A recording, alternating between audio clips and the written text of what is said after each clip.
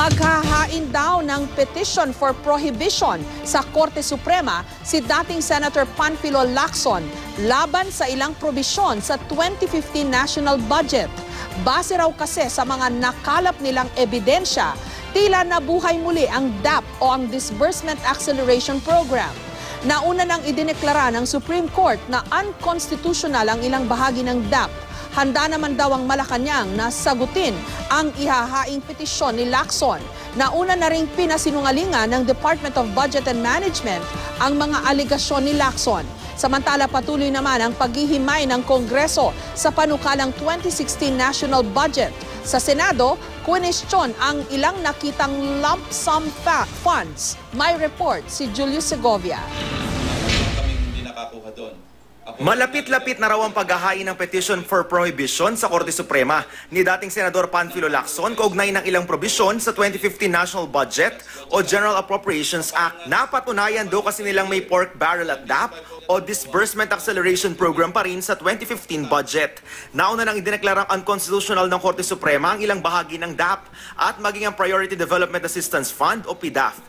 Kahapon, ipinakita ni Lacson ang ilan sa mga gagamitin nilang ebidensya. Ang DAP, ikinukubli di umano sa mga tinatawag na Unified Accounts Code Structure o UACS. Inilusot daw sa bicameral conference ang identified projects ng mga mambabatas bago ipasa ang GAA. Isa sa mga nakita raw nila ang 6.2 billion pesos na lump sum budget sa Department of Agriculture. Pagdating sa bicameral conference, naging line items daw ang mga ito na ang iba, pet projects di umano ng ilang mambabatas ng administrasyon. May nasilip din di umanong anomalya si Lacson sa pondo ng Department of Health. Pinaikutan namin lahat yung mga proyekto sa buong Pilipinas at kitang-kita mo na inaako talaga ng mga kongresista yung proyekto na some of which nakalista doon sa 1,389. Handa naman daw sumagot ang Malacanang sa ihahaing petisyon ni Lacson. Handang tumugon at magpaliwanag ang pamahalaan sa anumang kwestiyon o usapin na ihahain sa korte. Nauna na rin pinasinungalingan ng DBM ang mga aligasyon ni Lacson. Wala raw DAP sa national budget. Mas kaunti nga rin daw ang lump sum sa 2015. Samantala, patuloy naman ang deliberasyon sa 2016 national budget. Kaninang umaga, pondo ng Department of Justice o DOJ ang isinalang sa House Committee on Appropriations. 25.5 billion pesos ang hinihingi ng DOJ, pero 12.8 billion pesos lang ang inilaan ng DBM. Kabilang sa mga itinanong kay Justice Secretary Laila De Lima, ang tungkol sa ikatlong batch ng reklamo kaugnay ng di umano'y pork barrel scam. Ayon kay De Lima, siyam na dati at kasalukuyang kongresista lang ang nakasama sa third batch dahil yun lang ang natira sa COA Special Audit Report para sa 2007 hanggang 2009 at sa affidavit ng whistleblower na si Ben Hurloy.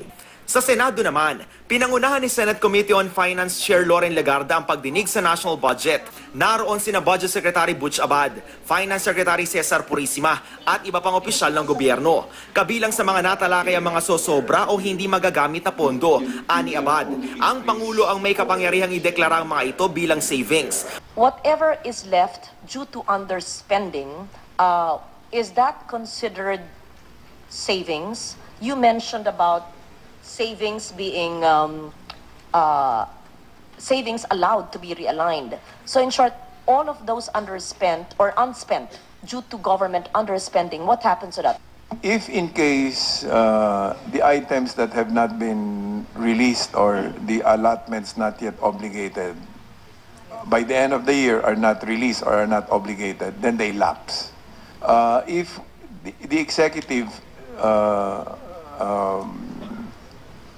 finds out that some of these items can no longer be implemented, and with no fault on the part of the agency concerned, then those unreleased appropriation or unobligated allotments can be declared savings. Pagsasama-samahin daw ito, pero hindi basta-basta magagalaw dahil sa Treasury ito dediretso.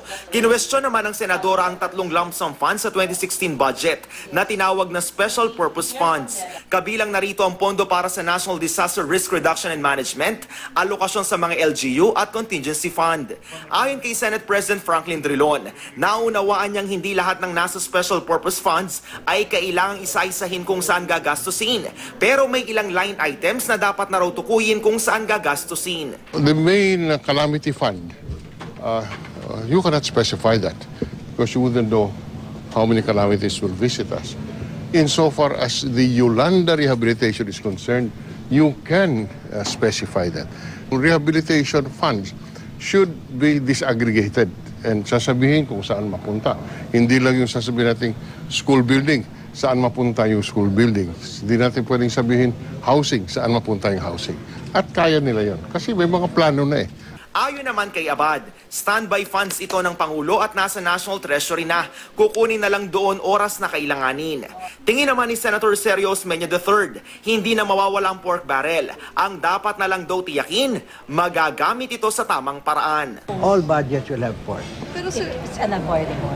From now long until we're dead and our great-grandchildren, there will be pork. Otherwise, you'll never get anything through Congress. What is illegal is stealing. Yan ang talagang fraud, plunder, gano'n. Yun nangyari. Kunyari Yung PDAF, it was the stealing of PDAF that was out na labag sa batas. It was not because there was a PDAF. No, that's not illegal. Julio Segovia, GMA News.